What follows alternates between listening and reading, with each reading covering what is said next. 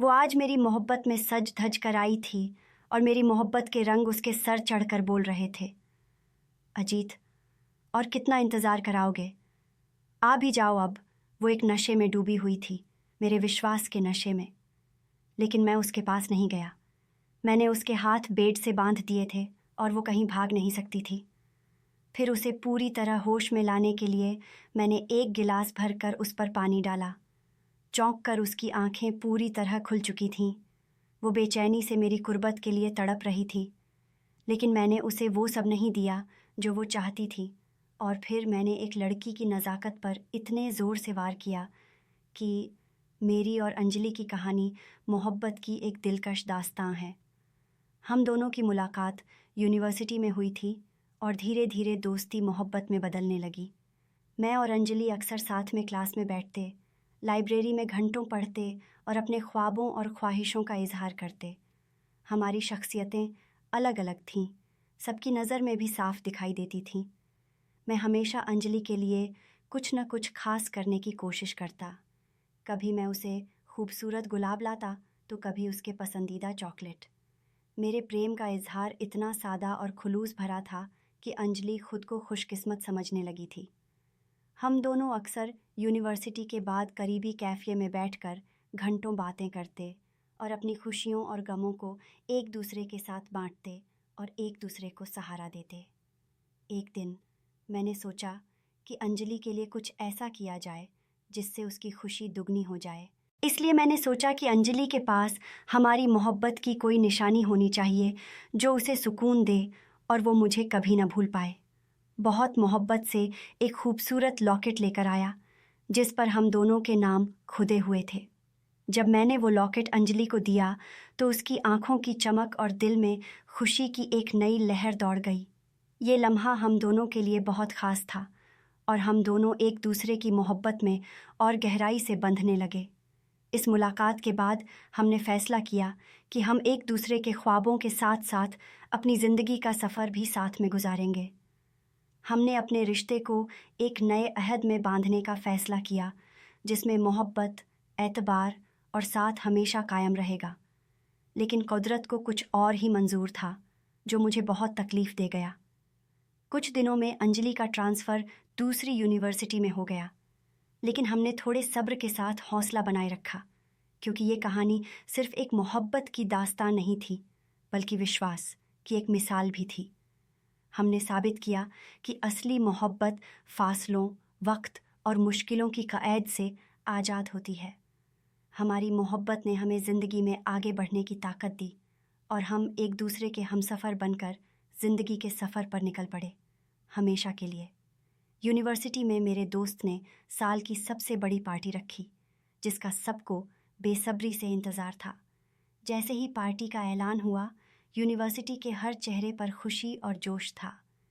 सिर्फ मेरा ही चेहरा बंजर और वीरान पड़ा था, मगर मेरे दोस्त ने मेरे चेहरे के पीछे छिपी उदासी को पढ़ लिया और फिर उसने मुझ पर एक सरप्राइज़ बम फोड़ा, ये बताकर कि पार्टी में अंजलि भी आ रही है। मैं बहुत खुश था क्योंकि वो चाहता था कि ये रात अंजलि के लिए ख़ास बने। मैंने सोचा कि पार्टी में अंजलि के लिए कुछ ऐसा करूं जिससे वो सबसे खूबसूरत और ख़ास नज़र आए। मैंने कई दिनों तक सोचा और फिर एक बेहतरीन ड्रेस खरीदने का फ़ैसला किया।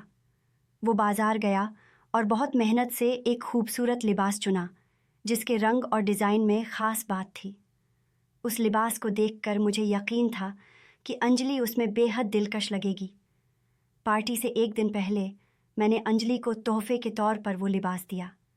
अंजलि ने जब वो पैकेट खोला तो हैरानी और खुशी के मिले जुले जज्बात उसके चेहरे पर छलकने लगे। उसने जैसे ही लिबास को हाथ में लिया, उसकी आंखों में चमक आ गई। मेरी मोहब्बत और उसके दिल का खुलूस उस तोहफे में झलक रहा था। अंजलि ने शुक्रगुजारी के साथ मेरी तरफ देखा और मुस्कुराते हुए कहा, तुमने हमेशा मुझे ख़ास महसूस कराया है और ये ड्रेस इस बात का सबूत है कि तुम्हारी मोहब्बत कितनी सच्ची है। जब मैं पार्टी में पहुंचा तो वहाँ का माहौल बहुत ही क्लासी था। म्यूज़िक, डांस, मौज मस्ती, जूस, सब कुछ था।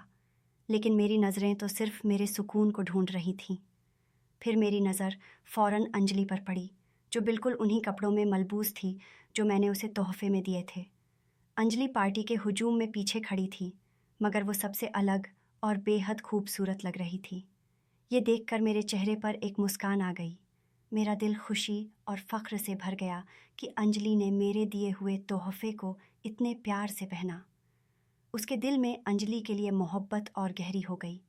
मुझे कभी ख्याल भी नहीं था कि मेरा छोटा सा तोहफ़ा इतनी बड़ी खुशी बन सकता है। और फिर मैं अंजलि के पास गया ताकि उसे बता सकूं कि वो कितनी खूबसूरत लग रही है। मैंने जैसे ही अंजलि को देखा तो मेरी नज़र उस पर जम गई। वो पीछे मुड़कर खड़ी थी। उसकी जुल्फ़ें कंधों पर बिखरी हुई थीं और उसने वही लिबास पहना था जो मैंने उसे तोहफ़े में दिया था। मुझे महसूस हुआ जैसे वक्त ठहर गया हो। अंजलि की दिलकशी ने माहौल को जैसे और भी दिलकश बना दिया था। मैं धीरे धीरे उसके करीब बढ़ा। दिल में एक अजीब सी खुशी और सुकून महसूस हो रहा था। हर कदम के साथ मैंने सोचा कि शायद यही वो लम्हा है जिसका मैंने हमेशा से ख्वाब देखा था। मैंने खुशी के जोश में अंजलि को समझकर पीछे से गले लगा लिया। इस तरह से अंजलि को इतने करीब से महसूस करना, ये सब मुझे बहुत अच्छा महसूस हुआ। मेरी सांसें फूल गई थीं और दिल ज़ोर से धड़क रहा था। मैं बहाव में बहकर ये भी भूल गया था कि मैं एक पार्टी में खड़ा हूँ, लेकिन जज्बात हैं कि काबू में ही नहीं रहे। लेकिन कुछ ही लम्हों में एक हसीन रंगीली शाम एक तल्ख यादगार बन गई। काश ये शाम मेरी ज़िंदगी में आती ही नहीं। काश कि मैं पार्टी में ही नहीं जाता, या काश कि मैं अपनी ज़िंदगी से इतनी उम्मीदें ही नहीं लगाता। मैंने तसव्वुर भी नहीं किया था कि ये हरकत मेरे लिए उल्टी साबित होगी। जब वो लड़की पीछे मुड़ी तो मैं हैरान रह गया, क्योंकि वो अंजलि नहीं थी बल्कि उसकी दोस्त अमृता थी।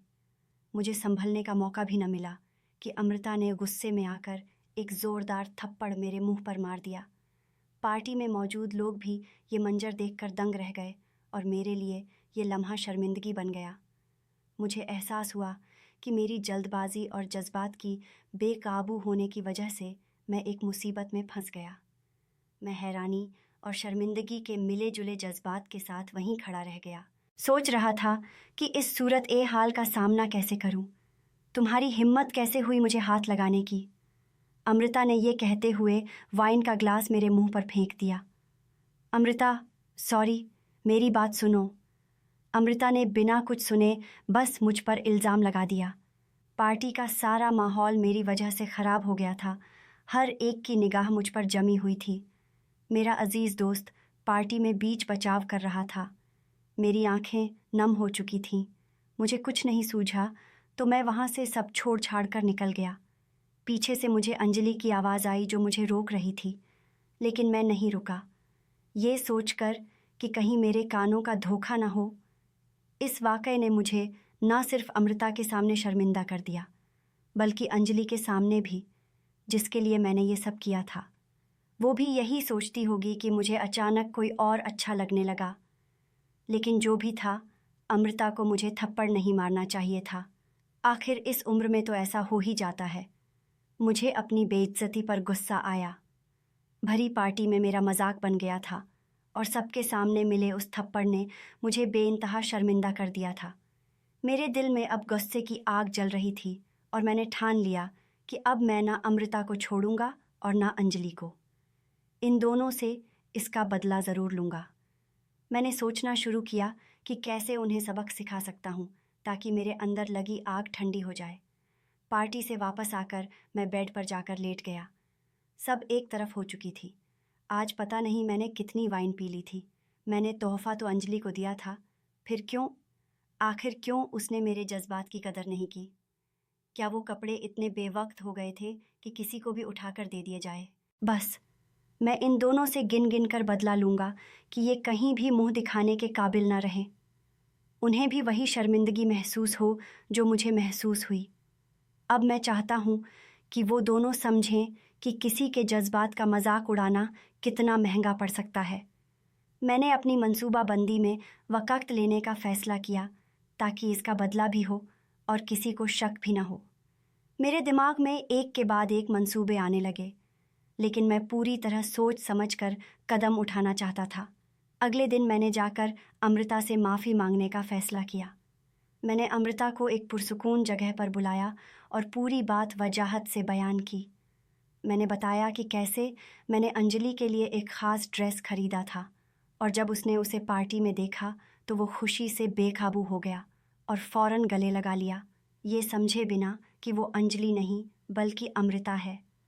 मैंने कहा कि मेरी नीयत किसी को तकलीफ़ पहुंचाने की नहीं थी, बस एक गलत फहमी थी जो इस शर्मिंदगी का बन गई। मैं कोई बदनीयत शख्स नहीं हूँ, मेरा विश्वास करो, और मैं मोहब्बत में बेवफाई नहीं करता। अमृता ने मेरी माजरत को गौर से सुना और मेरे चेहरे पर मौजूद सच्चाई को महसूस किया।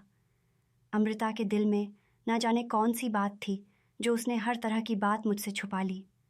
हाँ, इतना ज़रूर था कि अब मैं उसके दिल में छुपा लिया गया था। उसने मेरे जज्बात और सूरत ए हाल की नज़ाकत को समझा और मुझे माफ़ कर दिया। अमृता का गुस्सा ख़त्म हो गया और उसके दिल में मेरे लिए एक नरम पैदा हुआ। मेरी मासूमियत और उसकी साफ दिली ने अमृता के दिल पर मोहब्बत की एक हल्की सी छाप छोड़ दी। अमृता ने महसूस किया कि मैं न सिर्फ माफ़ी मांगने का हौसला रखता हूँ बल्कि मेरी नीयत भी साफ़ है। इस वाक़ये ने अमृता के दिल में मेरे लिए एक ख़ास जगह बना दी, एक ऐसी कशिश जो पहले कभी महसूस नहीं हुई थी। अमृता आज अकेले बैठकर मेरे बारे में सोच रही थी कि मैं बुरा इंसान नहीं हूँ।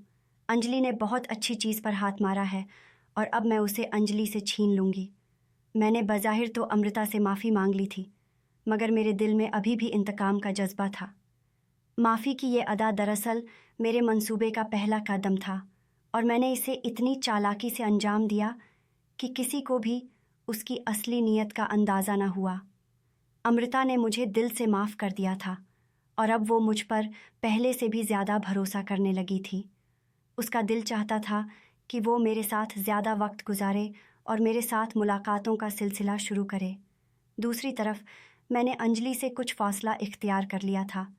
जहाँ पहले मैं अंजलि के बहुत करीब था, अब उससे खींचा खींचा सा रहने लगा था। अंजलि भी महसूस कर रही थी कि मेरा रवैया पहले जैसा नहीं रहा, मगर वो वजह समझने लगी थी। मुझे पता लग चुका था कि अमृता जैसी लड़की अब मुझ पर चांस ज़रूर लेगी। उसे किडनैप कर लूँ? नहीं, जब शिकार खुद मेरे पास चलकर आ रहा है तो मैं जाल क्यों बिछाऊँ? यही मेरा प्लान था, अमृता को करीब करके तड़पाने का और अंजलि को दूर करके।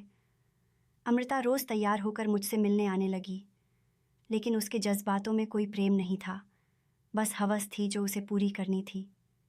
मेरे और अंजलि की तरह कोई प्यार नहीं कर सकता, और ये अमृता तो बस अपने बारे में सोचती है। इसे काबू करना बहुत आसान था। मैंने अपनी चालाकी से एक ऐसी सूरत ए हाल पैदा कर दी थी कि अमृता मेरे करीब आती जा रही थी, जबकि अंजलि के साथ मेरा ताल्लुक़ आहिस्ता आहिस्ता कमज़ोर हो रहा था। मेरे दिल में चलने वाली ये दोहरी सोच मुझे आगे बढ़ा रही थी और मुझे मालूम था कि मैं ये खेल कितनी खूबसूरती से खेल रहा हूँ। अंजलि दिन रात मुझसे मिलने को तड़पती थी। उसे कुछ पता नहीं था कि क्या हुआ है। क्या पार्टी में वो आई थी, और अगर आई थी तो मेरे लिए आगे क्यों नहीं आई? ना ही मुझसे मिली। आखिर क्यों? हाँ, उसके दिल में मेरे लिए चोट होगा। कौन से कपड़ों में आती मेरे पास? वो कपड़े तो वो अपनी दोस्त को दे चुकी थी। अब क्या फ़ायदा था इन सब बातों का? अमृता तो अब वैसे भी आंख मूंद कर मुझ पर विश्वास करने लगी थी। आज एक खूबसूरत हसीन शाम थी। मैंने अमृता को फ़ोन किया और उसे अपने घर आने की दावत दी। मुझे यकीन नहीं था कि वो झट से मान जाएगी, मगर वो मान गई। एक फूलों का गुलदस्ता लेकर वो मेरे घर चली आई। रात और गहरी होती जा रही थी और ऊपर से उसका लिबास ना होने के बराबर था। मुझे उसे देखने में कुछ ख़ास दिलचस्पी नहीं थी, लेकिन नज़र तो पड़ ही जाती थी। डिनर के बाद अमृता मेरी गोद में आकर बैठ गई। मुझे बहुत अजीब सा लगा, क्योंकि ये सब हक़ सिर्फ़ अंजलि को देना चाहता था, लेकिन अफ़सोस वो भी अब इन लम्हों के काबिल नहीं बची थी। मैं अमृता को लेकर अपने कमरे में चला गया और वहाँ जाकर उसे बेड पर लिटा दिया। अब उसके होशों पर कोई काबू नहीं बचा था। उसे पता ही नहीं चला कि कब मैंने उसके हाथ रस्सी से बांध दिए। ये मंजर देखकर आज मैं बहुत खुश था। मुझे सुकून मिल रहा था और कुछ सुकून बाकी था जो मैं अमृता से हासिल करना चाहता था। वो मेरी तड़प रही थी और तभी मैंने उसकी सबसे नाजुक चीज़ पर वार किया, उसकी इज्जत पर। वो जो हासिल करना चाहती थी वो मैंने उसे नहीं दिया, बस दूर से ऐसे दर्शन कराए कि वो मछली की तरह तड़प रही थी। उसकी हालत ऐसी हो चुकी थी कि अगर मैं उससे कितनी भी दौलत मांग लेता तो वो मुझे अभी देती, क्योंकि उसकी प्यास की कोई कीमत नहीं थी। प्लीज़ मेरे पास आ जाओ अजीत, मैं और बर्दाश्त नहीं कर सकती। आह, मैं मर रही हूँ, मुझे पास आ जाओ। उसका सारा भ्रम मेरे सामने टूट चुका था, सारी इज्जत उसने खो दी थी। तड़प तड़प कर अब वो किसी सदमे में चली गई थी और कमरे में एक सन्नाटा छा गया था, जैसे कोई तूफान आकर गुजर गया हो और अब सब खत्म हो चुका हो। अमृता के साथ भी ऐसा ही हुआ और फिर मैं उसे गाड़ी में ले जाकर उसके घर छोड़ आया। मेरे हाथ भी मैले नहीं हुए थे और एक लड़की के पास भी कुछ नहीं बचा था। मैं आज बहुत खुश था, आखिर मर्द हूँ, मर्दानगी दिखाई। और लड़कियाँ तो होती ही ऐसी हैं, बेबस सी, बेचारी सी। अब रह गई थी अंजलि। आज फिर एक पार्टी में जाने का इत्तेफाक हुआ और मैं फिर से तैयार होकर चल पड़ा। मैं वाइन पर वाइन पी रहा था कि मुझे दूर से अंजलि नज़र आई।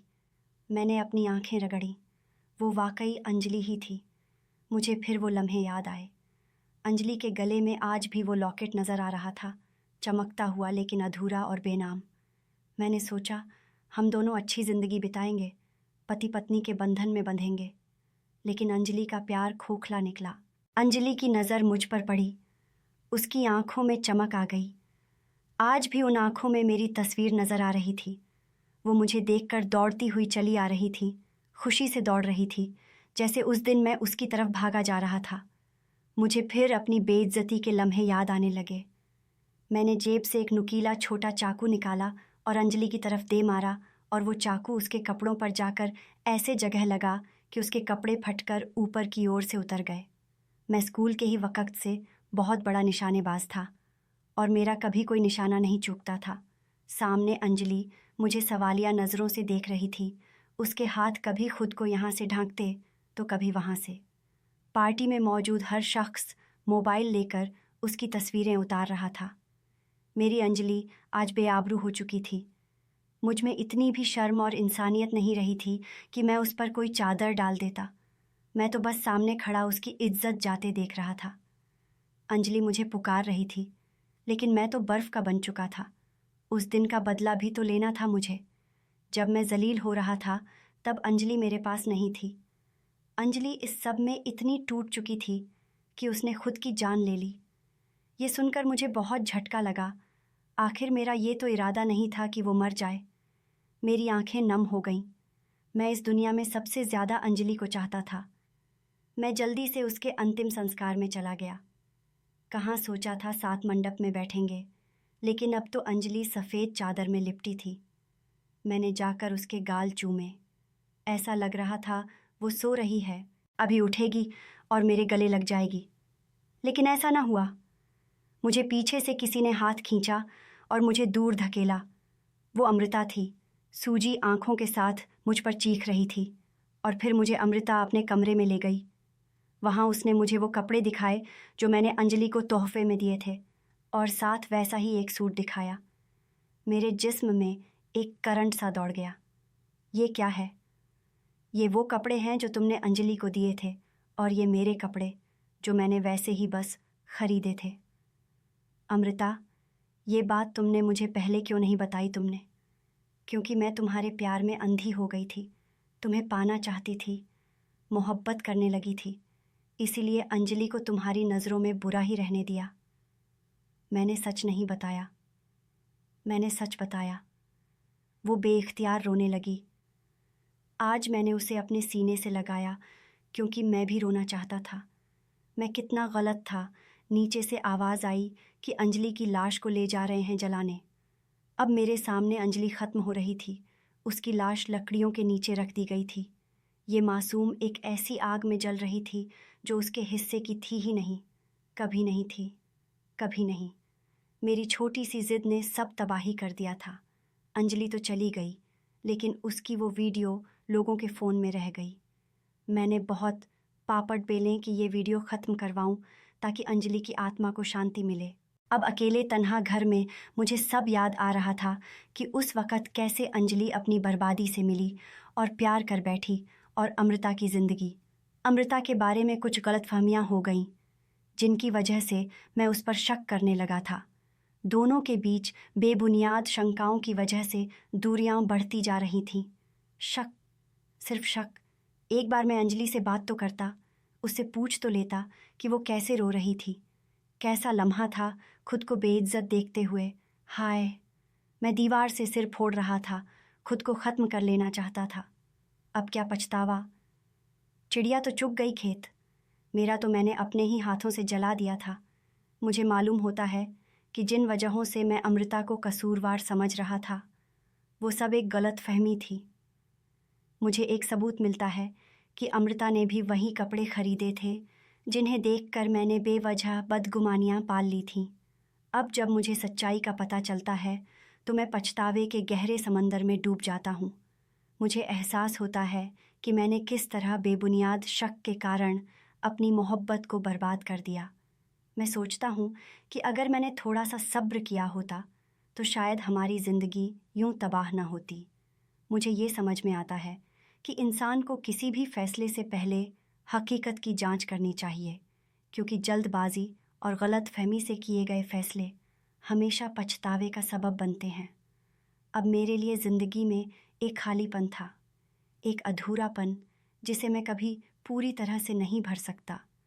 मैं खुद को ख़त्म करने ही वाला था कि किसी ने आकर मुझे रोक लिया। मैं एक ज़िंदगी अपनी दोस्त की तो नहीं बचा सकी, लेकिन तुम्हें बचा सकती हूँ। मैं अचानक अमृता को देखकर चौंक गया और उसे गले से लगा लिया। इस अंधेरे में वो एक रोशनी की किरण थी, एक उम्मीद थी। आखिर मैंने उसके साथ भी बहुत गलत किया था। मैं और अमृता ने मंदिर में शादी कर ली। आज हमारी साथ में पहली रात थी।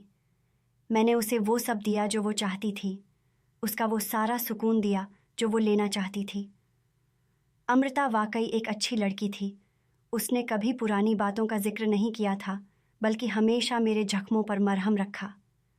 अब हम एक अच्छे पति पत्नी की तरह रह रहे थे, एक खूबसूरत, हसीन और खुशनुमा ज़िंदगी बिता रहे थे। कुदरत की कृपा से हमारे यहाँ एक बच्ची का जन्म हुआ। हमने उसका नाम अंजलि रखा। बस उसका नसीब ऐसा ना हो। दोस्तों, उम्मीद करती हूँ आपको हमारी कहानी पसंद आई होगी।